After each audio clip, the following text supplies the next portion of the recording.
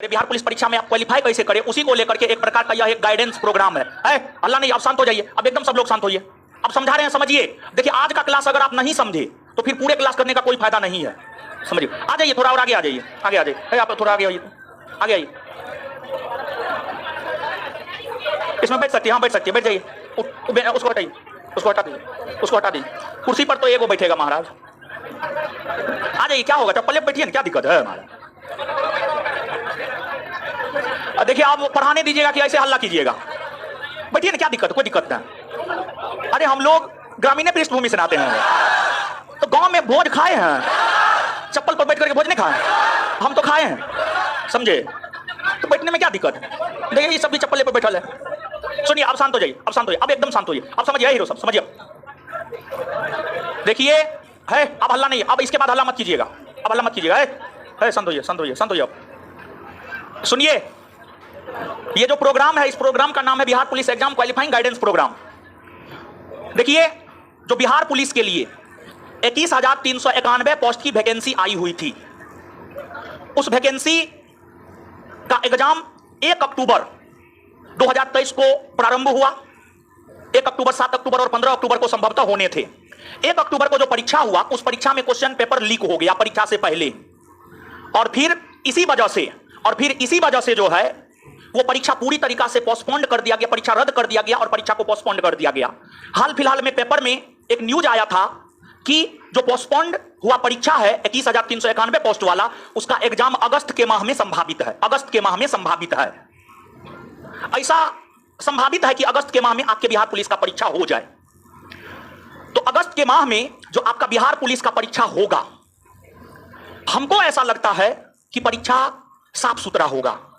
परीक्षा साफ सुथरा इसलिए होने की संभावना है क्योंकि इससे पहले परीक्षा में क्वेश्चन आउट हुआ है। इस बार प्रशासन पूरी तरीका से सतर्कता बरतेगा ताकि प्रश्न पत्र लीक ना हो, ताकि क्वेश्चन पेपर लीक ना हो। और हम आपको बता रहे हैं, हम आपको बताए हैं पहले भी, आप अगर पढ़ते हैं यहां पर, और अगर आप बिहार पुलिस बैच पढ़े होंगे तो हम आपको बताए हैं बिहार पुलिस का परीक्षा हम 2 बार क्वालिफाई किए हैं, ऑन मेरिट क्वालिफाई किए हैं। और हमको ऐसा लगता है कि हम 100 में से मैक्सिमम 65 से 70 क्वेश्चन बनाकर आए थे, और क्वेश्चन पेपर लीक नहीं हुआ था, और 65 से 70 क्वेश्चन बनाकर आए थे, और लगभग हमारा दोनों बार रिजल्ट हुआ। अगर परीक्षा साफ सुथरा होता है तो परीक्षा में अगर आप 65 से 70 क्वेश्चन अपने से बनाकर आते हैं, अगर परीक्षा 100% साफ सुथरा होता है, उस कंडीशन में अगर आप 65 से 70 क्वेश्चन बनाकर आते हैं तो हमको लगता है आपका रिजल्ट हो जाता है। लेकिन अगर क्वेश्चन पेपर लीक हो जाता है तब तो 95 बनाकर के आइएगा, उसमें भी रिजल्ट होने की संभावना नहीं रहती है। तो हम लोग तो यही चाहेंगे कि क्वेश्चन पेपर लीक ना हो, परीक्षा साफ सुथरा हो, ताकि हम लोग जो मेहनत करेंगे, हम लोगों को अपने मेहनत का मेहनताना मिल सके। जैसे आप ही मेहनत कीजिएगा तो आप मेहनत कीजिएगा तो एक मेहनताना आपको मिलना चाहिए ना जी, मतलब आपको फल मिलना चाहिए ना, परीक्षा साफ सुथरा होना चाहिए ना, एकदम होना चाहिए, समझ गए। तो अब हम लोग इस प्रोग्राम के अंतर्गत हर चीज को हम स्पष्ट करेंगे, क्या क्या करेंगे, क्या क्या करेंगे। और जो सबसे मूल बात है और जो सबसे प्रमुख बात है, सबसे पहले उस बात की चर्चा हम आपके साथ कर लेते हैं। पहली मूल बात यह है कि बिहार पुलिस का जो यह क्वालिफाइंग गाइडेंस प्रोग्राम है, इसमें सिर्फ मेरा क्लास होगा, और आने वाले दिनों में मैथ हमने देखा है, हमने पूरा एनालिसिस किया है। 1 अक्टूबर 2023 को जो परीक्षा हुआ है उस क्वेश्चन को हमने एनालिसिस किया है, और उस आधार पर जो है यहां पर हम लिखे हैं कि 1 अक्टूबर 2023 को जो आपका बिहार पुलिस का परीक्षा हुआ था, जिसमें क्वेश्चन पेपर लीक होने की वजह से एग्जाम कैंसिल हो गया और अब फिर से परीक्षा होना है, उसमें किस सब्जेक्ट से कितना पूछा गया है इसमें हम लिखे हुए हैं। इसको हम और भी बताएंगे, लेकिन यहां पर एक नजर हम आपको बता देना चाहते हैं। इतिहास से 12 क्वेश्चन है, पॉलिटी से 11 क्वेश्चन है, ज्योग्राफी से मात्र 8 क्वेश्चन है, जिसमें इंडियन ज्योग्राफी से 3, वर्ल्ड ज्योग्राफी से 5, फिजिक्स से 6 क्वेश्चन है, केमिस्ट्री से 7 क्वेश्चन है, बायोलॉजी से 9 क्वेश्चन है, करंट से 5 क्वेश्चन है, और वो भी करंट में बजट से क्वेश्चन है, बजट से क्वेश्चन है, स्टैटिक्स मिसलेनियस से 5 क्वेश्चन है, मैथ से 10 क्वेश्चन है, रीजनिंग से 3 क्वेश्चन है, इंग्लिश से 8 क्वेश्चन है, हिंदी से 8 क्वेश्चन है, इकोनॉमिक्स से 8 क्वेश्चन है। टोटल जोड़िएगा तो 100 हो जाएगा, समझिए, टोटल जोड़िएगा तो 100 के आसपास क्वेश्चन आपको हो जाएगा। ये 1 अक्टूबर 2023 को जो परीक्षा हुआ है, जो परीक्षा कैंसिल हो गया था, उसके अनुसार ये हम आपको लिखे हैं। तो आपका जो परीक्षा अगस्त 2024 में होना है, अब उसका भी पैटर्न आप मान करके चलिए, लगभग यही रहेगा, पैटर्न चेंज नहीं होगा, लगभग यही पैटर्न रहेगा। और जो क्वेश्चन का स्टैंडर्ड 1 अक्टूबर 2023 को हुए परीक्षा में रहा है, वही स्टैंडर्ड लगभग आपका आने वाला होने वाला जो एग्जाम है अगस्त 2024 में, वही स्टैंडर्ड रहेगा। और उसी स्टैंडर्ड की तैयारी हम लोग करेंगे, उसी स्टैंडर्ड की तैयारी हम लोग करेंगे। और इसमें देखिए, हमसे ज्यादा मेहनत आपको करना होगा। और देखिए, हम जिस रणनीति के तहत परीक्षा को पास किए वही रणनीति हम आपके साथ शेयर करेंगे। और देखिए, बिहार पुलिस का जो 1 अक्टूबर 2023 को परीक्षा हुआ है उसका क्वेश्चन हम आपको देंगे, उसका क्वेश्चन हम आपको देंगे। आज के क्लास में हम आपको वो क्वेश्चन बंटवाएंगे और वो क्वेश्चन आपको डेली देखना है, सुबह में उठते और रात में सोते, क्वेश्चन डेली देखना है। सुनिए, हल्ला मत कीजिए, हल्ला मत कीजिए, रुकिए, समझिए ना। अरे समझिए, देखिए ऐसा क्यों बोल रहे हैं आप, समझिएगा, चीजों को समझिए, तर्क के साथ बात को समझिए। देखिए, ये जो क्वेश्चन हम आपको देंगे 200 क्वेश्चन है, पहला सिटिंग दूसरा सिटिंग दोनों क्वेश्चन हमारे पास है, 100 का 100 क्वेश्चन है। दोनों क्वेश्चन हम आपको देंगे और उस क्वेश्चन को डेली आपको देखना है। क्यों डेली देखना है? देखिए, जब हम 2014-15 में जनरल कंपटीशन में आए और बिहार पुलिस का पहली बार तैयारी किए तो हम अपने तैयारी का आधार प्रीवियस ईयर क्वेश्चन को ही बनाए थे और उसको बार बार देखते थे। और जब उसको देखते थे ना तो हमको एक आइडिया लगता था। क्या आइडिया लगता था? तो हमको ये आइडिया लगता था कि हाँ, ये टॉपिक पढ़ना है। जैसे यहाँ पर हम क्वेश्चन लगाए हुए हैं, यहाँ पर हम क्वेश्चन लगाए हुए हैं, तो यहाँ पर जो हम क्वेश्चन लगाए हुए हैं इसमें एक क्वेश्चन की अगर हम बात करें तो एक क्वेश्चन हम आपको दिखाना चाहते हैं कि एक क्वेश्चन आपको यहाँ पर यह है कि आप देखिएगा, यहाँ पर जैसे क्वेश्चन नंबर 11, इसको आप देखिए, इसका आंसर जो भी हो उसे मतलब ना है, अभी आंसर पे हम लोग नहीं जाएंगे। लेकिन जब ये क्वेश्चन 1 अक्टूबर 2023 को पहला सिटिंग में आपके बिहार पुलिस परीक्षा में पूछा हुआ क्वेश्चन है। ये क्वेश्चन क्या है? देखिए, क्वेश्चन क्या है? उगते सूरज की भूमि किसे कहते हैं? मध्यरात्रि सूरज की भूमि किसे कहते हैं? हजार जिलों की भूमि किसे कहते हैं? व्रज भूमि किसे कहते हैं? वज्र भूमि किसे कहते हैं? तो ये क्वेश्चन ठीक है, इसका आंसर जो भी हो उसमें हम लोगों को नहीं जाना है। और जो वर्ल्ड ज्योग्राफी पढ़े होंगे ये क्वेश्चन आपको एकदम आना चाहिए, एकदम आना चाहिए आपको। सुन लीजिए, तो ये क्वेश्चन ठीक है, इसका आंसर जो भी हो, XYZ ABCD जो भी इसका आंसर हो उससे मतलब ना है। लेकिन एक बात बताइए, ये क्वेश्चन हमको क्या संदेश दे रहा है? क्वेश्चन के संदेश को आप समझिए कि क्वेश्चन संदेश क्या दे रहा है। ये क्वेश्चन हम लोगों को क्या संदेश दे रहा है जानते हैं? ये क्वेश्चन हम लोगों को यह संदेश दे रहा है कि भौगोलिक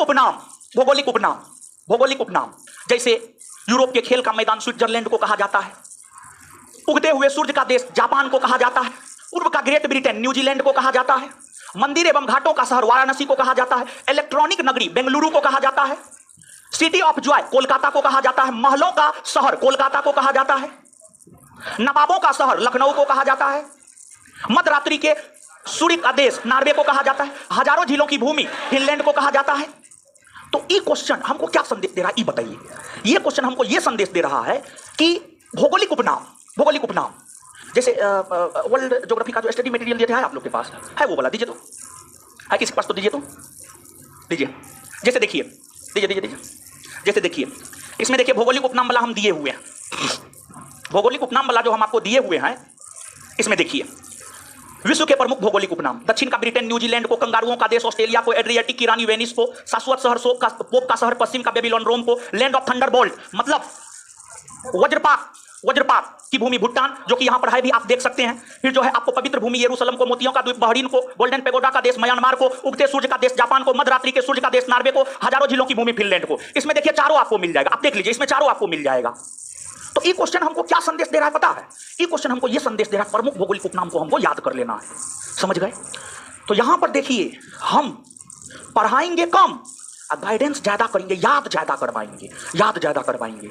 अगर पढ़ाने के चक्कर में रहे तो पता चलेगा 2 महीना में सिर्फ एक को सब्जेक्ट हो पाया। तो यहां पर जो है, हम बात समझिएगा, ये मूल चीज है। हम आपको ये बताने जा रहे हैं कि इसमें हम आपके साथ आपको हम देने क्या जा रहे हैं, इस बैच में हम आपको देने क्या जा रहे हैं, बात समझ रहे हैं? और इस बैच में अब ये नहीं कि हिस्ट्री लेकर के सिर्फ चले, नहीं, पॉलिटी भी लेकर चलना पड़ेगा एक साथ, ज्योग्राफी भी लेकर चलना पड़ेगा एक साथ, साइंस भी लेकर चलना पड़ेगा एक साथ, इकोनॉमिक्स भी लेकर चलना पड़ेगा एक साथ, सब चीज को लेकर चलना पड़ेगा एक साथ, हिंदी इंग्लिश सब चीज को एक साथ लेकर चलना पड़ेगा। और सब चीज एक दिन में पढ़ा पाना पॉसिबल है? वो नहीं है, जो सही बात है। तो यहां पर जीएस में हम गाइड करेंगे, मैथ और रीजनिंग के लिए हम गाइड कर देंगे, हिंदी इंग्लिश के लिए भी हम गाइड कर देंगे। यहां पर हमको कम काम करना है, आपको ज्यादा काम करना है। जैसे ये वाला है तो इसका हम एक पूरा पीडीएफ बना करके दे देंगे और उसको जो है हम पूरा आपको क्लास में याद करवा देंगे। घर पे जाकर के आप उसका रिवीजन कर लीजिएगा, बात समझ रहे हैं? इसको हम देखिए गाइडेंस प्रोग्राम नाम दिए हैं। देखिए, foundation batch, target batch, crash course batch, tonic batch, फलना बैच, चिलना बैच, ढकना बैच, कुछ नाम दिया है इसको। तो नाम पे जाइए, गाइडेंस प्रोग्राम, मतलब इसके तहत जो है हम गाइड करेंगे कि आखिरकार एग्जाम में क्वालिफाई कैसे हो। और ऐसा नहीं कि सब लोग जाकर के हम गाइड करेंगे, आज गाइड कर देते हैं, अगले दिन से पढ़ाएंगे और याद करवाएंगे, समझे बात को? और history, polity, geography, physics, chemistry, biology, Hindi, English, हर चीज को लेकर चलेंगे, समझे बात को हीरो साहब? समझ में आ रहा है ना? हाँ, तो इसमें जो है ज्यादा मेहनत आपको करना है। आपको हर चीज का एक पीडीएफ मिलेगा, एक दिन में जितना पढ़ाएंगे उसका हम आपको एक पीडीएफ देंगे और उसको आपको करना है। उसमें हिस्ट्री का भी कुछ रहेगा, पॉलिटी का भी कुछ रहेगा, ज्योग्राफी का भी कुछ रहेगा। उसको जो है हम समझा बुझा करके आपको याद करवा करके घर पे भेज देंगे और साथ ही साथ कुछ होमवर्क भी देंगे जो आपको करके आना है, समझे? चलिए, तो ये बात हुई। अब देखिए, और देखिए, समय हम लोगों के पास 2 माह है। स्मार्ट स्ट्रेटजी को अपनाना है हमें। मतलब सब चीज को पढ़ने के चक्कर में नहीं जाएंगे, सब चीज को पढ़ने के चक्कर में नहीं जाएंगे। हमको इतना पढ़ना है, हमको इतना पढ़ाना है और आपको इतना पढ़ना है कि आपका बस रिजल्ट हो जाए, उससे ज्यादा कुछ नहीं। और रविवार को एक्स्ट्रा क्लास हम रखेंगे, रविवार को एक्स्ट्रा क्लास रखेंगे, समझ गए? सामान्य तौर पर आपका क्लास जो होगा आप सुन लीजिए, सामान्य तौर पर आपका क्लास जो होगा आप सुन लीजिए और रविवार को आप मान करके चलिए पूरा दिन हम आपको रखेंगे। आप मान करके चलिए रविवार को लगभग हम पूरा दिन आपको रखेंगे, तभी कुछ हो पाएगा। जैसे 2 घंटा का एक सेशन लगेंगे, आधा घंटा गैप दे देंगे, मूड फ्रेश करके फिर से आप आ जाइए। फिर 2 घंटा का एक सेशन लगा देंगे, फिर आधा घंटा गैप दे देंगे, फिर मूड फ्रेश करके आप आ जाइए। और हाँ, इसमें देखिए परीक्षा का क्वेश्चन, परीक्षा का क्वेश्चन देखिए किस प्रकार से है। क्या क्या परीक्षा का क्वेश्चन जो है कंसेप्चुअल है या फैक्चुअल है, इस बात को भी हमें समझना है। परीक्षा का क्वेश्चन जो है कंसेप्चुअल है या फैक्चुअल है। अगर कंसेप्चुअल है तो कंसेप्चुअल तरीका से हम लोग तैयारी करेंगे, अगर फैक्चुअल है तो फैक्चुअल तरीका से हम लोग तैयारी करेंगे। तो जैसे कुछ क्वेश्चन देखिए, ऐसे पूरा 100 का 100 क्वेश्चन दिखाएंगे। और देखिए 1 अक्टूबर 2023 को जो बिहार पुलिस का परीक्षा हुआ है, जो कैंसिल हुआ है, उसके दोनों सिटिंग के क्वेश्चन को डील करेंगे, उसके दोनों सिटिंग के क्वेश्चन को डील करेंगे और उसके आसपास की चीजों को भी समझाएंगे। और आपको जो है कोई भी एक बुक को आधार बना करके, कोई भी एक बुक को आधार बना करके जो है आपको चलना है। अब कोई भी एक बुक को आप आधार बना सकते हैं या स्टडी मटेरियल को भी आधार बना सकते हैं, जिस अनुसार जो होगा वो हम आपको करवाएंगे, आपको टेंशन लेने की जरूरत ना है। जैसे देखिए एक क्वेश्चन देखिए यहां पर है, जैसे इससे पहला ही क्वेश्चन, इससे पहले वाला क्वेश्चन, उसमें कंसेप्ट क्या था बताइए? वो भी तो फैक्चुअल था। फिर ये भी क्वेश्चन, भारत का संविधान भारत को कैसे वर्णित करता है? भारत का संविधान भारत को राज्यों के संघ के तौर पर वर्णित करता है, यह भी फैक्चुअल है। सूचना का अधिकार अधिनियम किस वर्ष लागू हुआ? फैक्चुअल है, फैक्चुअल है। आम चुनाव के बाद प्रोटेम स्पीकर, ये थोड़ा कंसेप्चुअल है। पॉलिटी तो थोड़ा सा कंसेप्ट रहबे करता है, तो कंसेप्चुअल है थोड़ा सा। इसके बाद भारत के संविधान का विचार किसने दिया? ये भी फैक्चुअल है, फैक्चुअल है।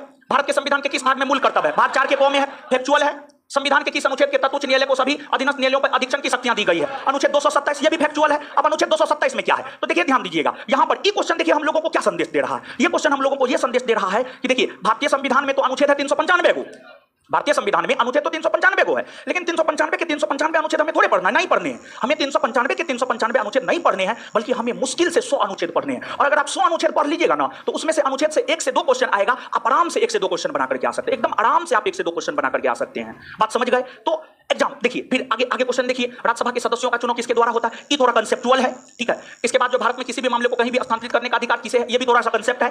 तो कुल मिलाकर के अगर हम लोग देख पा रहे हैं तो कुछ कंसेप्चुअल क्वेश्चन है और कुछ फैक्चुअल है, जबकि अधिकतर क्वेश्चन की अगर आप बात करेंगे ना तो 60 से 70% क्वेश्चन आपको फैक्चुअल है, 60 से 70% क्वेश्चन फैक्चुअल है, 30 से 40% कंसेप्चुअल है। तो ज्यादा फैक्ट है, कंसेप्ट कम है। तो ज्यादा फैक्ट है तो फैक्ट को हम लोग याद करेंगे। फैक्ट में तो हम घुस करके आपको नहीं, आपके दिमाग में चल जाएंगे। फैक्ट को तो आपको याद ही करना पड़ेगा। हम आपको बता रहे हैं, हम हमेशा बोलते हैं बिहार पुलिस का तैयारी हम मात्र 3 माह किए थे, लेकिन तैयारी में पूरी तरीका से डूब गए थे। जिसको पढ़ाई में डूबना कहते हैं, उसमें डूब गए थे। 3 महीना में रिजल्ट हो गया था। इस बात का जिक्र हम बार बार करते हैं। और आप लोग पहले से कुछ ना कुछ निश्चित तौर पर तो पढ़े हुए हैं, तो 2 माह आपके लिए सफिशियंट है। लेकिन यही है कि इस 2 माह में मौसी के ब्याह में घर नहीं जाना है, समझ गए?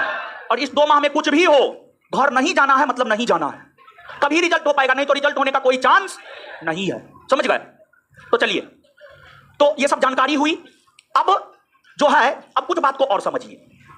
इस बैच का जहां तक सवाल है, मैथ और रीजनिंग 13 को पूछा है, हो सकता है एक दो और बढ़ा दे 15, तो 15 मैथ रीजनिंग का बड़ी महत्व है। और मैथ रीजनिंग वाले सर को हम बोल देंगे कि सिर्फ उतना पढ़ाइए, पढ़ाने के लिए तो बहुत कुछ है। जीएस हो, मैथ हो, रीजनिंग हो, हिंदी हो, इंग्लिश हो, कोई भी सब्जेक्ट हो, पढ़ाने के लिए तो बहुत कुछ है।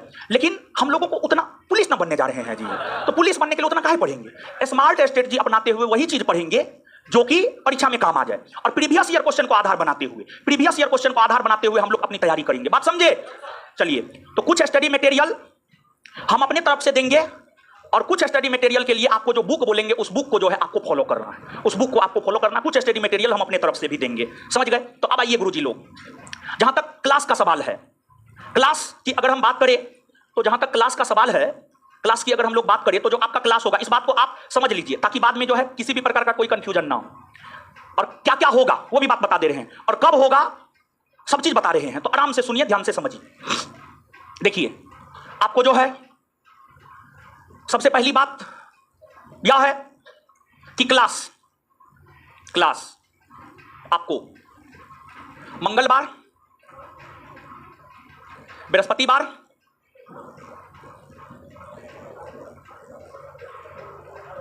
शुक्रवार और रविवार। शुक्रवार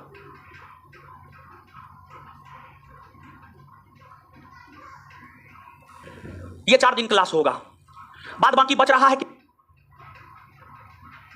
3 बच रहा है। 3 दिन आपका होगा टेस्ट। 3 दिन आपका क्या होगा?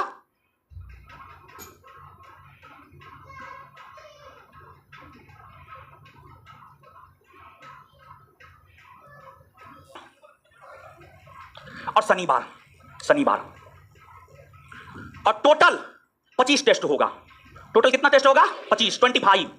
और टेस्ट में सुनिए हीरो सब, टेस्ट में क्या रहेगा? क्लास का टाइमिंग अलग रहेगा और टेस्ट का टाइमिंग अलग रहेगा।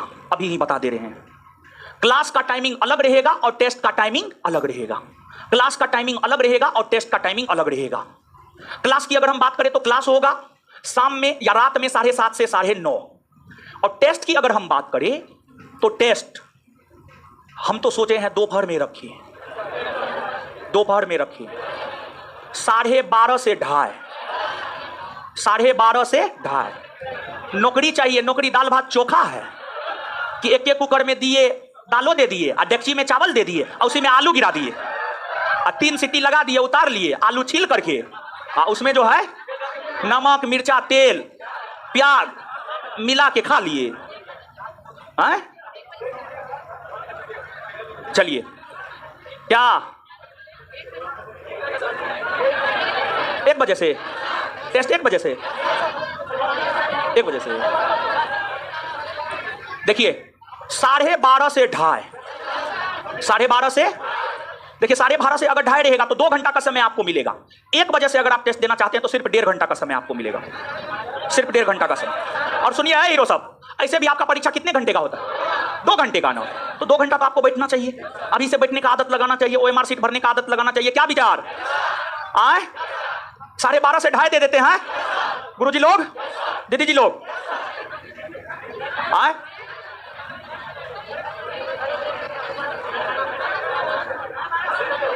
आए 12:30 बजे से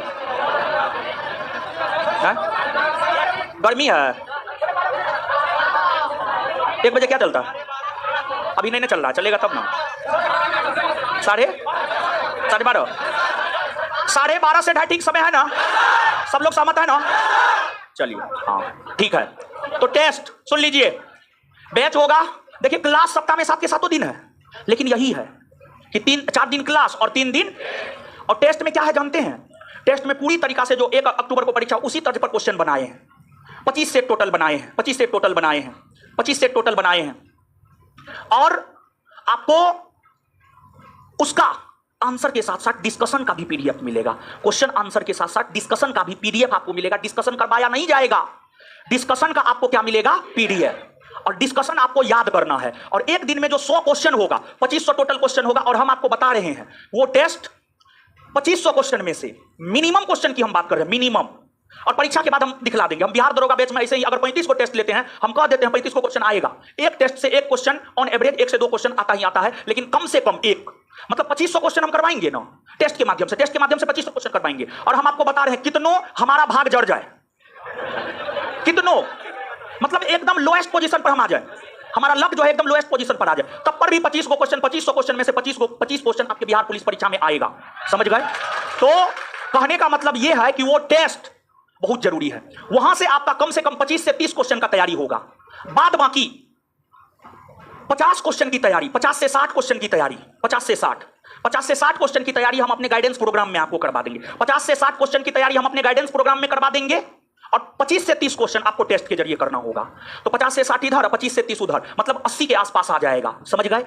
80 के आसपास आ जाएगा। और 80 क्वेश्चन अगर आप परीक्षा साफ सुथरा होता है, 75-80 क्वेश्चन बनाकर अगर आप आइएगा, दुनिया का कोई ताकत आपके रिजल्ट को नहीं रोकेगा। तो वो टेस्ट आपके लिए जरूरी है। और उस टेस्ट में टेस्ट देना है, टेस्ट के बाद आंसर मिलवा दिया जाएगा। OMR आप अपना चेक कर लीजिएगा कितना आपको आ रहा है, कितना नहीं आ रहा है। फिर डिस्कशन का जो है PDF आपको दिया जाएगा। उस टेस्ट के क्वेश्चन और उसके डिस्कशन के पीडीएफ को, और डिस्कशन को थोड़ा प्रिसाइज किए हैं। सामान्य तौर पर डिस्कशन को काफी व्यापक रूप दे देते हैं, लेकिन विद्यार्थी पढ़ता नहीं है। आप लोग बिहार पुलिस वाले हैं, हमको पता है ना आपका क्या कैपेसिटी है, तो डिस्कशन को थोड़ा प्रिसाइज किए हैं, छोटा किए हैं, ताकि आप पढ़े। तो आप क्या कीजिएगा जानते हैं, जिस रोज टेस्ट होगा, सुनिए गुरुजी लोग, जिस रोज टेस्ट होगा, वो जो 100 क्वेश्चन का टेस्ट होगा, 100 क्वेश्चन को याद कर लेना है, पहला काम। और उसके बाद 100 क्वेश्चन में जो डिस्कशन में 100 से 200 फैक्ट होगा, उस 100 से 200 फैक्ट को भी याद कर लेना है। कीजिएगा ना, कीजिएगा ना। और एक बात जान लीजिए, अगर नहीं कीजिएगा तो हम भगाइयो देंगे, ये वो बात है। क्योंकि आप देख ही रहे हैं बैच में कितना भीड़ है, जितना लोग बैठे हुए हैं, अनेकों लोगों को बैठने के लिए जगह नहीं मिला है, समझ गए। तो अगर जो खड़ा है लोग, जिसको बैठने के लिए जगह नहीं मिला, वो अगर पढ़ने वाला है तो हम उसको रखेंगे, हम आपको थोड़े रखेंगे, हम आपको नहीं रखेंगे, हम उसको रखेंगे। तो इसी वजह से पढ़िए अच्छा से। और देखिए एक बात जान लीजिए कि अगर मान लिया जाए आप परीक्षा देते हैं, परीक्षा पास कर जाते हैं, इस बार आपका साथ दिया, आपका फाइनल जॉब लग जाता है, तो इससे आप हमको बताइए फाइनेंशियली स्वतंत्र कौन होगा? आप होंगे स्वतंत्र। पैसा किसके खाता में जाएगा? आपके खाता में जाएगा। और फाइनेंशियली स्वतंत्रता बहुत ज्यादा आवश्यक होता है। जैसे अभी हम पैसा कमा रहे तो हम कुछ भी कर सकते हैं, जैसे आप पैसा कमा नहीं रहे हैं, तो आपका अगर मटन खाने का मन होगा ना, आप नहीं खा पाइएगा। मटन 800 कितना रुपए, 700-800 रुपए किलो देता है, महीना में 5000 एबे करेगा। एक दिन मटन खाए 700-800 गायब, अब बाद बाकी दिन हवा पी करके रहिएगा। बात समझ रहे हैं? तो कहने का मतलब ये हुआ कि अगर आप ये चाहते हैं, गौर से सुनिए, अगर आप ये चाहते हैं कि फाइनेंशियली आप स्वतंत्र हो और जो मन हो वो करे, तो सरकारी जॉब लेना जरूरी है। बात समझे, चाहे लड़का हो या लड़की। क्लियर है? तो ये रहेगा, ऐसे आपका चलेगा प्रोग्राम। ये आपका पूरा का पूरा क्राइटेरिया है। लड़का तुम भी नोट करो, ऑफिस में सबको बता देना, ऐसे है प्रोग्राम, समझा? हाँ। और बार बार हम बोलना चाह रहे हैं इस बात को, हम 10 बार 20 बार 50 बार बोलेंगे। यहां पर हमको कम मेहनत करना है, आपको ज्यादा मेहनत करना है। और 2 माह में पूरा अपना जी जान लगा दीजिए और रिजल्ट हो जाएगा। हम आपको बता रहे हैं आपका रिजल्ट हो जाएगा। समझे बात को? तो अब पढ़ना हम लोग शुरू कर देते हैं, पढ़ना शुरू कर देते हैं। अरे इंतजार करने से क्या होगा? इंतजार करने से कुछ नहीं मिलने वाला है, समझे? तो सबसे पहले जो है आप लोगों को क्वेश्चन दिलवा देते हैं, ठीक है? और ऑनलाइन वाले लोग इस वीडियो में ही पीडीएफ लगा हुआ है। और ये जो क्वेश्चन है 1 अक्टूबर 2023 को जो परीक्षा हुआ है, जो परीक्षा कैंसिल हुआ है, उसी का ये क्वेश्चन है, उसी का ये क्वेश्चन है। ऑनलाइन वालों के लिए इसी वीडियो में पीडीएफ लगा दिए हैं, आप अपना ले लीजिएगा। अब ऑफलाइन वालों के लिए जो है पीडीएफ हम मंगाए हुए हैं, तो जो बोल दीजिए, फोन करके बोल दीजिए, पीडीएफ लेकर के आएगा, सब क्लासरूम में पीडीएफ बांटेगा। देखिए पीडीएफ आ रहा है पीछे से, और कोई भी हो हल्ला नहीं करेंगे। और देखिए ये पीडीएफ हम एक शर्त पर देंगे, जब आप इसको हमेशा देखिएगा, सुबह शाम देखिएगा ना, और इसको तब तक सुबह शाम डेली देखना है जब तक कि 200 क्वेश्चन आपके दिमाग में बैठ ना जाए। बात समझे?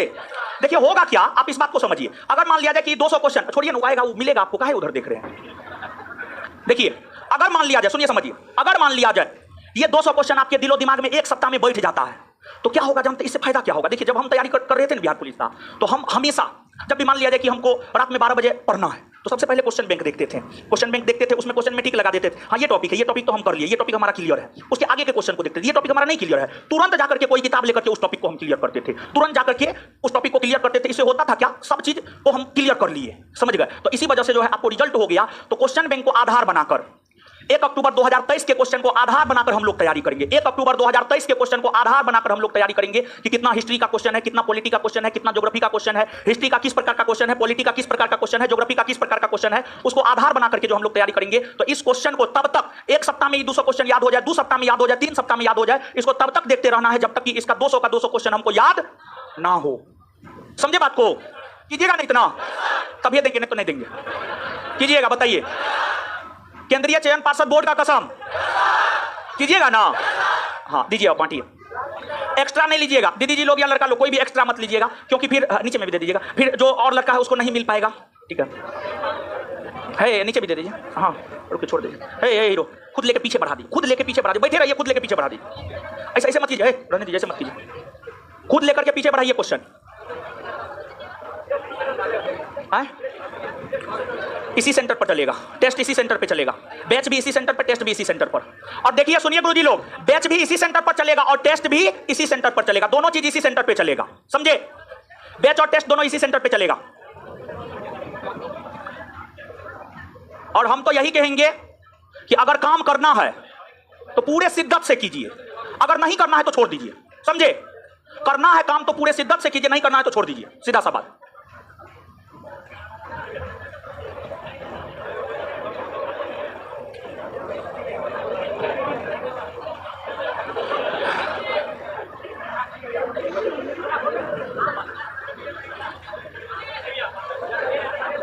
आराम से आराम से आराम से, सबको मिलेगा, घबराइए नहीं, सबको मिलेगा। लड़की लोग सबको मिल गया है? नहीं मिला, मिल गया, ठीक।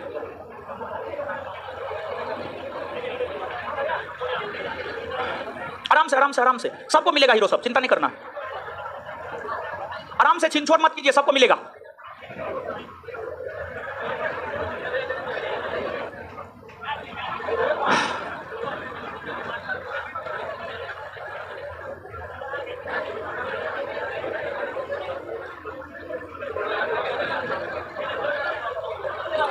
आराम से, इधर मिल गया, लड़का लोग सबको मिला, मिल गया, ठीक है। अच्छा मिल रहा है, जा रहा है, जा रहा है, जा रहा है, बढ़ा दीजिए तो, वो लड़का दे दीजिए तो, बढ़ा दीजिए उसको, सबको मिलेगा, चिंता नहीं करना है।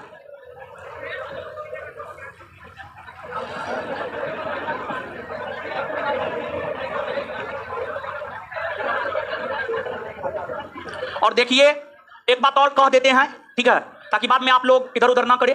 देखिए जो भी संस्थान में पहले से पढ़ रहे हैं, इस बैच में हम बोले हुए हैं, और जो भी बिहार पुलिस बैच में जिसका भी एडमिशन था उसको दोबारा एडमिशन करवाने की कोई जरूरत नहीं है। लेकिन हाँ, हम क्लास में भी ये बात बोले थे, पीडीएफ का जो कॉस्ट आएगा वो आपको पे करना होगा। ये बात हम क्लास में भी बोले हैं ना, हो पीडीएफ का जो कॉस्ट आएगा वो आपको सिर्फ पे करना है। यानी बैच का कोई फी और नहीं है। जो पहले संस्थान में पढ़ रहे हैं, जो बिहार पुलिस बैच में एडमिशन लिए हुए हैं, और ऑनलाइन वाले लोगों को तो कुछ करना नहीं है, उसको तो हम हार्ड कॉपी देते हैं नहीं, वो तो अपना हार्ड कॉपी आराम से निकाल लेंगे। ऑनलाइन वालों को तो कोई फी, एक भी रुपया नहीं देना है। आप जो फी पहले दिए हैं उसी में हम आपको पढ़ाएंगे, और ऑफलाइन वालों को भी कोई फी नहीं देना है। लेकिन हाँ, जो पीडीएफ का कॉस्ट आएगा वो तो आपको देना ही पड़ेगा, समझिए, वो तो देना लाजमी भी बनता है कि ना, समझ गए। जो पीडीएफ का कॉस्ट आएगा वो आपको देना पड़ेगा। इस क्लासरूम में सबको पीडीएफ मिला? आराम से ऊपर में पंखा है हीरो साहब, ऊपर में पंखा है, थोड़ा सा जा रहा है, जा रहा है, जा रहा है, जा रहा है। और ऊपर वाले क्लासरूम में पीडीएफ दे रहा है, हो दे रहा है ना।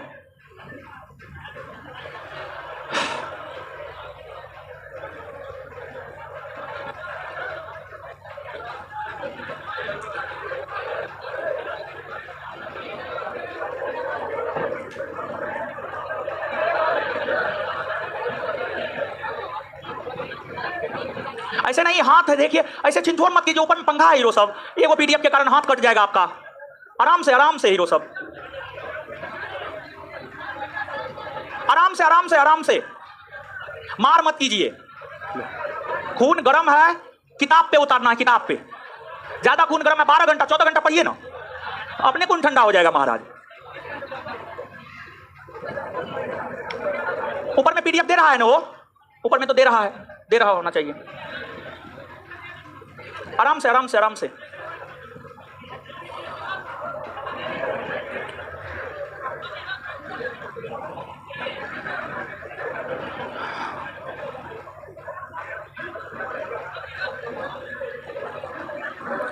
साहब, आराम से हड़बड़ाइए नहीं। इस क्लासरूम में पीडीएफ मिल गया ना। चलिए अब आइए, अब बाद बाकी क्लासरूम में भी तो पीडीएफ दे ही रहा होगा हीरो, दे रहा है ना, दे रहा है, ठीक है। चलिए सबको पीडीएफ मिल जाएगा। आइए एक चीज यहां पर लिख देते हैं, आइए हीरो साहब, अब यहां आइए। तो यहां पर एक बात हम आपको स्पष्ट कर दिए, क्लास मंगलवार, बृहस्पतिवार, शुक्रवार, रविवार को शाम में 7:30 से 9:30, और टेस्ट 3 दिन होगा, सोमवार, बुधवार, शनिवार, और दोपहर में 12:30 बजे से 2:30 बजे तक। और ये टेस्ट होगा इसी सेंटर पे, क्लास और टेस्ट दोनों इसी सेंटर पे होगा। बिहार पुलिस का क्लास और टेस्ट दोनों इसी सेंटर पे होगा, 12:30 से 2:30। क्लियर है? अब आइए, अब एक चीज देखिए, ये चीज इसलिए लिख दे रहे हैं, ऐसे हम बोल ही दिए थे, लेकिन फिर भी इसको जो है हम लिख देते हैं, और लिख इसलिए देते हैं ताकि जो है आपके दिमाग में बात रहना चाहिए कि किस सब्जेक्ट पर ज्यादा फोकस करना है, किस सब्जेक्ट पे ज्यादा फोकस करना है, ये सब चीज आपके दिमाग में रहना चाहिए। देखिए गुरुजी लोग, आइए, हिस्ट्री में एंशिएंट, मेडिवल, मॉडर्न तीनों मिला करके है। हिस्ट्री से 12 क्वेश्चन, हिस्ट्री से 12 क्वेश्चन, पॉलिटी से 11 क्वेश्चन, ज्योग्राफी से 8 क्वेश्चन, जिसमें 3 को इंडियन ज्योग्राफी से और 5 को वर्ल्ड ज्योग्राफी से, फिर आपको फिजिक्स में 6 क्वेश्चन, केमिस्ट्री में 7 क्वेश्चन, बायोलॉजी में 9 क्वेश्चन, करंट में 5 question, geography GEOGRAPHY PHYSICS CHEBIO current CURRENT current, ठीक है। इसके बाद अब देखिएगा, करंट के बाद स्टैटिक्स की अगर हम लोग बात करें तो स्टैटिक्स से जो है आपको 5 क्वेश्चन है। मैथ की अगर हम बात करें तो मैथ से 10 क्वेश्चन है। रीजनिंग की अगर हम बात करें तो 3 क्वेश्चन है। इकोनॉमिक्स की अगर हम बात करें 8 क्वेश्चन है, इकोनॉमिक्स 8 क्वेश्चन है। और इंग्लिश की अगर हम बात करें तो इंग्लिश भी कितना क्वेश्चन है? 8। और हिंदी की अगर हम लोग बात करें तो हिंदी भी 8 क्वेश्चन है, हिंदी भी 8 क्वेश्चन है। टोटल जोड़िएगा 100 आ जाएगा आपको, टोटल जोड़िएगा तो आपको 100 आ जाएगा, समझे? तो देखिए यहां पर एक बात बताइए गुरुजी लोग, एक बात बताइए, हिस्ट्री और पॉलिटी 12-11 कितना हुआ? 23 हुआ, 23 हुआ। अच्छा 23 मतलब 100 में 23 क्वेश्चन सिर्फ हिस्ट्री पॉलिटी से पूछा जा रहा है। और ज्योग्राफी से 8 क्वेश्चन, 23 + 8 कितना हो गया? 31। मतलब हिस्ट्री पॉलिटी ज्योग्राफी 30 से 35% के आसपास है। हो सकता है इस बार एक आध क्वेश्चन बढ़ा दे, एक आध क्वेश्चन कम कर दे, वो तो बोर्ड के दायरा में वो कुछ भी कर सकता है लॉट। लेकिन एक ऑन अप्रोक्सीमेट हम लोग यह मान करके चल सकते हैं हिस्ट्री पॉलिटी ज्योग्राफी से जो है 30 से 35 क्वेश्चन पूछे जाते हैं। 30 से 35% हिस्ट्री पॉलिटी ज्योग्राफी कवर करता है, समझे? तो फोकस यहीं से करना शुरू करेंगे, स्टार्ट यहीं से करना शुरू करेंगे, हिस्ट्री और पॉलिटी और ज्योग्राफी, हिस्ट्री पॉलिटी ज्योग्राफी से चीजों को शुरू करेंगे। और हम आपको एकदम क्लियर कट वे में बताना चाहते हैं कि आप कहिएगा पूरा हिस्ट्री हमको पढ़ा दे, तो पूरा हिस्ट्री पढ़ाना पॉसिबल नहीं है। आप कहिएगा पूरा ज्योग्राफी पढ़ा दे तो पढ़ाना पॉसिबल नहीं है, पूरा पॉलिटी पढ़ा दे तो पढ़ाना पॉसिबल नहीं है। मेन चीज टू दी फैक्ट, एग्जाम के पॉइंट ऑफ व्यू से टू दी फैक्ट जाएंगे हम लोग, एग्जाम के पॉइंट ऑफ व्यू से टू दी फैक्ट हम लोग जाएंगे। क्लियर है गुरुजी लोग? कोई दिक्कत नहीं ना? और आधार बनाएंगे कौन चीज को? क्वेश्चन बैंक को। आधार कौन चीज को बनाएंगे? Question bank. आधार कौन चीज को बनाएंगे? क्लियर है ना बात? चलिए अब आइए, अब पढ़ना शुरू करते हैं। ये तो सिर्फ समझाए हैं, क्या करेंगे कैसे करवाएंगे, बात क्लियर? अब आइए शुरुआत करते हैं हिस्ट्री और पॉलिटी के क्वेश्चन से, शुरुआत करते हैं हिस्ट्री और पॉलिटी के क्वेश्चन से, ठीक है? देखिए जैसे एक क्वेश्चन है, क्वेश्चन पलटिए आप लोग, हम क्वेश्चन नंबर बताते जाएंगे, आप लोग को कोई दिक्कत नहीं होगा, टेंशन नहीं लेना एकदम। हम हैं, टेंशन फ्री रहिए आप, समझे? हमको टेंशन लेने दीजिए, आप लोग टेंशन फ्री रहिए। मैराथन दौड़ की आधिकारिक दूरी क्या है? ये स्टैटिक का क्वेश्चन है तो इसको नहीं देखेंगे, स्टैटिक 5 को है, इसको अभी देखना सही ना है, समझे? तो सीधा आ जाइए आप, पॉलिटी से शुरू करते हैं। पॉलिटी का क्वेश्चन है 12 नंबर में, पॉलिटी का क्वेश्चन 12 और फिर ऑनवर्ड जो है पॉलिटी का क्वेश्चन लगातार है, ठीक है? पॉलिटी से शुरू करने जा रहे हैं, ठीक है? आइए समझिए, और जो दिशा निर्देश देंगे उस दिशा निर्देश का आपको क्या करना है? पालन। क्या करना है? पालन। आइए अब सुनिए, समझिए। देखिए पहला क्वेश्चन है, भारत का संविधान भारत को कैसे वर्णित करता है? देखिए आप समझिए, अब इधर उधर मत कीजिए, अब हम रिक्वेस्ट करते हैं, एकदम हाथ जोड़ करके रिक्वेस्ट करते हैं, अब इधर उधर मत कीजिए, यहां पर आइए। आप भारतीय संविधान के अनुच्छेद 1 को पढ़िए। भारतीय संविधान का अनुच्छेद 1 इस प्रश्न का जवाब दे देता है। भारतीय संविधान का अनुच्छेद 1 इस प्रश्न का जवाब दे देता है। भारतीय संविधान का अनुच्छेद 1 क्या कहता है समझिए। भारतीय संविधान का अनुच्छेद 1 यह कहता है कि भारत अर्थात इंडिया या इंडिया अर्थात भारत राज्यों का संघ है। तो अनुच्छेद 1 की अगर आप बात करेंगे तो अनुच्छेद 1 यह कहता है इंडिया अर्थात भारत राज्यों का संघ है। इंडिया अर्थात भारत राज्यों का संघ है। इंडिया अर्थात भारत राज्यों का संघ है, अनुच्छेद 1 यह कहता है। तो भारत राज्यों का संघ है, यह बात अनुच्छेद 1 कहता है। तो अनुच्छेद 1 में इस प्रश्न का आंसर छुपा हुआ है, तो इसका उत्तर क्या होगा बताइए? क्या होगा? राज्यों का संघ। अब सुनिए यहां पर, देखिए अब भारत के संविधान को आप पढ़िए। देखिए भारत के संविधान को जब आप गुरुजी लोग पढ़ेंगे ना, तो भारतीय संविधान में मूल तौर पर 22 भाग है। कितना भाग है? 22 भाग। और 22 भाग में से पहला भाग जो हमें भारतीय संघ और राज्य क्षेत्र के विषय में बतलाता है, जिसकी चर्चा है अनुच्छेद 1 से लेकर अनुच्छेद 4 तक। इन अनुच्छेदों में अनुच्छेद 1, 2, 3, 4 तीनों को आप यहां पर जानिए। अनुच्छेद 1, 2, 3, 4 तीनों को जानिए। और यहां पर हम आपको बता देंगे कि परीक्षा के लिहाज से यहां पर क्या प्रश्न और पूछा जा सकता है। अगर यह प्रश्न पूछा है तो परीक्षा आगे यहां से कौन प्रश्न पूछ सकता है, उस पर गौर करना है आपको। देखिए भारतीय संविधान का भाग 1, भारतीय संविधान के भाग 1 की हम बात करें तो भाग 1 हमें भारतीय संघ और राज्य क्षेत्र, भारतीय संघ और राज्य क्षेत्र के विषय में बतलाता है। इसकी चर्चा अनुच्छेद 1 से अनुच्छेद 4 तक है। अनुच्छेद 1 यह कहता है इंडिया अर्थात भारत राज्यों का संघ है। अर्थात यह अनुच्छेद दो बात की जानकारी हमें देता है। एक तो यह देता है इंडिया का संवैधानिक नाम क्या है, यानी संविधान में इंडिया का नाम क्या है। तो संविधान में इंडिया का 2 नाम है। पूरे संविधान को पढ़ेंगे तो संविधान में या तो इंडिया के लिए इंडिया आया है या भारत आया है। संविधान में हिंदुस्तान नहीं आया है, संविधान में आर्यावर्त नहीं आया है, संविधान में जम्बूद्वीप नहीं आया है। हिंदुस्तान, आर्यावर्त, जम्बूद्वीप ये भी भारत का नाम है, लेकिन ये भारत के संवैधानिक नाम नहीं है। भारत के सिर्फ संवैधानिक नाम है इंडिया और भारत। और दूसरी बात, अनुच्छेद 1 यह जानकारी देता है कि भारत राज्यों का संघ है, मतलब कई राज्यों को मिलाकर भारतीय संघ का निर्माण हुआ है। कई राज्यों को मिलाकर भारतीय संघ का निर्माण हुआ, कई राज्यों को मिलाकर भारतीय संघ का निर्माण हुआ है। मतलब बिहार, उत्तर प्रदेश, झारखंड, पश्चिम बंगाल, तमाम राज्यों को मिलाकर भारतीय संघ के निर्माण हुए। इसका यह कदापि मतलब नहीं है कि भारत के जो राज्य हैं वो भारत से अलग हो जाएंगे, नहीं। कोई भी भारतीय राज्य, चाहे झारखंड हो, पश्चिम बंगाल हो, उत्तर प्रदेश हो, बिहार हो, गुजरात हो, अरुणाचल प्रदेश हो, असम हो, एनीबॉडी, कोई भी राज्य हो, कोई भी राज्य भारतीय संघ से अलग नहीं हो सकता है। कोई भी राज्य भारतीय संघ से अलग नहीं हो सकता, कोई भी राज्य भारतीय संघ से अलग नहीं हो सकता है। दूसरी बात, भारत राज्यों का संघ है। अब आपसे पूछा जाता है कि देखिए, वैश्विक स्तर पर शासन प्रणाली की अगर आप बात करेंगे तो एक होता है संघात्मक शासन प्रणाली, एक होता है एकात्मक शासन प्रणाली, और एक होता है परिसंघात्मक शासन प्रणाली। गौर फरमाइएगा यहां पर, एक होता है संघात्मक शासन प्रणाली, एक होता है एकात्मक शासन प्रणाली, एक होता है परिसंघात्मक शासन प्रणाली। खैर इतना में परिसंघात्मक में हम लोग नहीं जाएंगे, एकात्मक समझते समझते हम लोगों का चीज क्लियर हो जाएगा, और जो लाइन हम बोलेंगे परीक्षा के लिहाज से वो बड़ी महत्वपूर्ण होगा, ठीक है। संघात्मक शासन प्रणाली में क्या होता है, देखिए सामान्य तौर पर कोई भी देश हो, अमेरिका हो, ब्रिटेन हो, फ्रांस, कोई भी देश हो, जैसे भारत एक देश है, भारत में 28 राज्य है, भारत एक देश है, भारत में 28 राज्य है, भारत 28 राज्यों से मिलकर बना है। अमेरिका 50 राज्यों से मिलकर बना, अमेरिका एक देश है, वहां पर 50 राज्य है। ब्रिटेन कई राज्यों से मिलकर बना है। तो किसी भी देश में, जैसे भारत में एगो केंद्र सरकार है, एगो राज्य सरकार है कि ना है? केंद्र सरकार मतलब मोदी सरकार, राज्य सरकार मतलब नीतीश जी की सरकार। वैसे ही अमेरिका में भी एगो केंद्र सरकार, एगो राज्य सरकार। तो कोई भी शासन प्रणाली हो, संघात्मक शासन प्रणाली हो, एकात्मक शासन प्रणाली हो, कोई भी शासन प्रणाली हो, वहां पर केंद्र और राज्य दोनों अस्तित्व में होता है, केंद्र और राज्य दोनों अस्तित्व में होता है। संघात्मक शासन प्रणाली वाले देशों में भी केंद्र अस्तित्व में होता है और राज्य भी अस्तित्व में होता है, दोनों में, संघात्मक एकात्मक दोनों में। संघात्मक शासन प्रणाली में क्या होता है जानते हैं? केंद्र और राज्य दोनों का पावर बराबर होता है, केंद्र बराबर राज्य, मतलब जितना पावर केंद्र को है उतना राज्य को, जितना पावर केंद्र को है उतना राज्य को। यहां पर ना कभी केंद्र का विनाश हो सकता है, ना कभी राज्य का विनाश हो सकता है, कभी किसी का विनाश नहीं हो सकता। यही कारण है कि संघात्मक शासन प्रणाली वाले देशों को अविनाशी राज्यों का अविनाशी संगठन कहते हैं, अविनाशी राज्यों का अविनाशी संगठन कहते हैं, अविनाशी राज्यों का अविनाशी संगठन कहते हैं।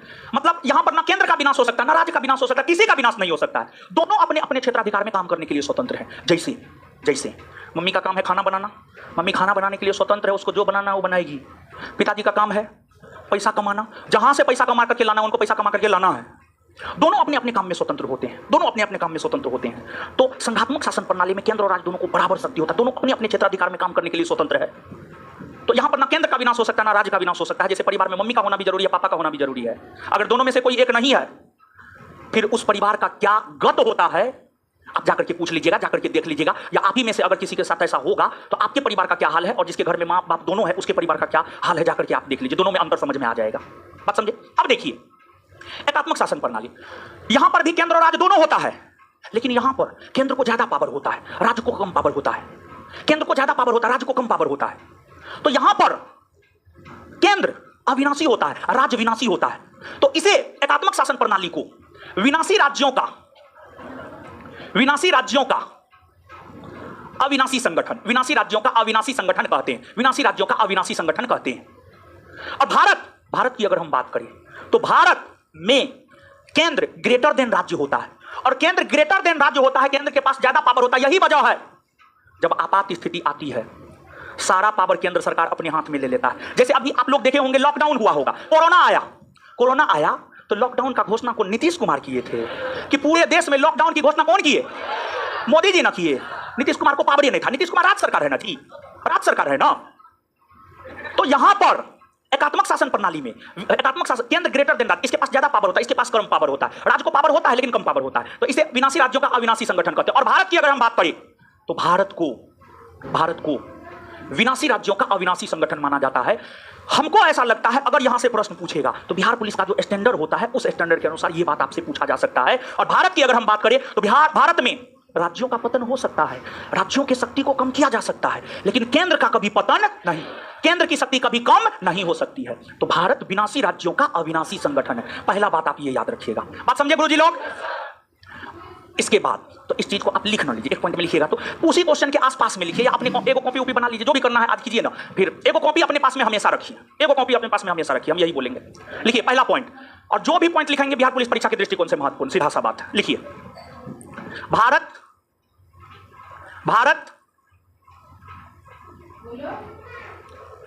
विनाशी राज्यों का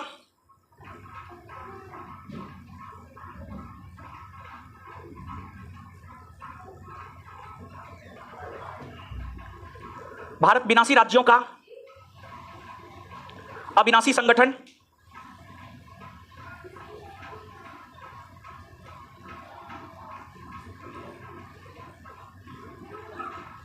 भारत विनाशी राज्यों का अविनाशी संगठन है। इसको याद रखिएगा, बड़ी महत्वपूर्ण पॉइंट है। ठीक है, चलिए अब आइए यहां पर, अब आइए इसके बाद देखिए यहां पर अनुच्छेद 1 आप जाने, अनुच्छेद 2 क्या कहता है जानते हैं? अनुच्छेद 2 यह कहता है भारत में अगर किसी क्षेत्र को मिलाना है तो वह संसद मिलाएगा, और अनुच्छेद 2 के तहत भारत किसी भी क्षेत्र को जीतकर भारत की संसद मिला सकता है। कहने का मतलब यह है, जैसे मान लिया जाए पाकिस्तान के लाहौर को भारत में मिलाया जाएगा, पाकिस्तान के लाहौर को अगर भारत में मिलाया जाएगा तो वह काम अनुच्छेद 2 के तहत होगा, और अनुच्छेद 2 के तहत वह काम करेगा भारत की संसद। अगली बात, अनुच्छेद 3 यह कहता है नए राज्यों का निर्माण, नए राज्यों के नाम में परिवर्तन, सीमा में परिवर्तन अनुच्छेद 3 के तहत होता है, और यह काम करता है भारत की संसद। जैसे अनुच्छेद 3 बिहार का विभाजन कर झारखंड का गठन हुआ है, अनुच्छेद 3 के तहत हुआ है। संयुक्त प्रांत का नाम बदलकर उत्तर प्रदेश कर दिया गया है, अनुच्छेद 3 के तहत। उड़ीसा का नाम बदलकर ओडिशा कर दिया गया है, अनुच्छेद 3 के तहत। तो यह काम भी भारत की संसद करता है, और भारत की संसद अनुच्छेद 3 के तहत करता है। इसके बाद अनुच्छेद 2 और 3 के तहत जो परिवर्तन होते हैं वो साधारण बहुमत के आधार पर होते हैं। तो आगे अनुच्छेद 4 यह कहता है कि अनुच्छेद 2 और 3 के तहत जो परिवर्तन हुए हैं वो संविधान संशोधन नहीं माने जाएंगे, यहां पर ना अनुच्छेद 1 ना 2 ना 3 ना 4 कुछ नहीं याद रखना। यहां पर आपको परीक्षा के लिहाज से जो आगे जो बात याद रखना है वह यह है, भारत में किसी भी नए राज्य का गठन कौन करता है, नए राज्य के नाम में परिवर्तन, सीमा में परिवर्तन कौन करता है? यह बात परीक्षा के लिहाज से आपको याद रखना जरूरी। दूसरा पॉइंट ये लिखिए, भारत में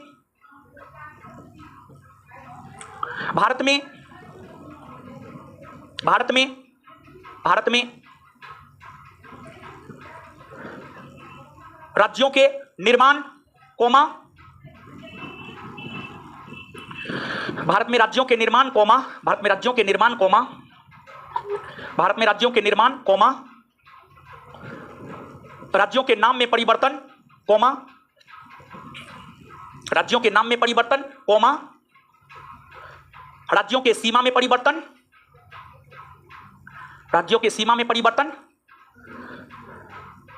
में परिवर्तन भारत की संसद के द्वारा किया जाता है। चलिए इसको याद रखिएगा। अब गुरुजी लोग सुनिए, अब यहां पर भाग 1 में और कौन सी बात आपसे पूछी जा सकती है और कौन सी बात आपसे पूछी जा सकती है। देखिए इस क्वेश्चन के इर्द गिर्द का जितना क्वेश्चन बनता है ना सब बता दे रहे हैं। अगर इस क्वेश्चन के इर्द गिर्द का जो विधेयक लाया जाता है वह विधेयक राष्ट्रपति के पूर्व अनुमति से लाया जाता है, या फिर ऐसे समझिए राज्यों के साथ मान लिया जाए राज्य का विभाजन करना है, राज्य के नाम में परिवर्तन करना, सीमा में परिवर्तन करना, राज्य का पुनर्गठन करना है, राज्यों के साथ कोई भी छेड़छाड़ करेंगे तो उसके लिए राष्ट्रपति का पूर्व अनुमति जरूरी है। जैसे जम्मू कश्मीर राज्य को पुनर्गठित करके उसे 2 केंद्रशासित प्रदेश में बांट दिया गया तो पहले राष्ट्रपति से अनुमति ली गई।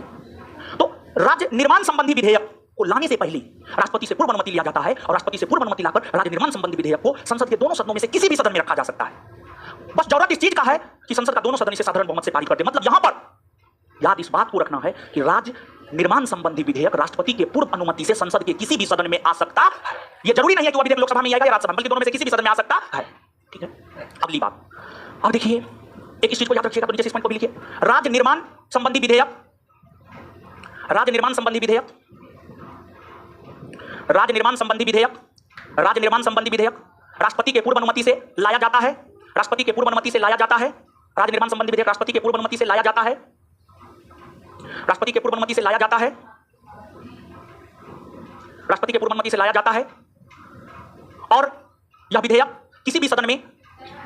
और यह विधेयक किसी भी सदन में लाया जा सकता है,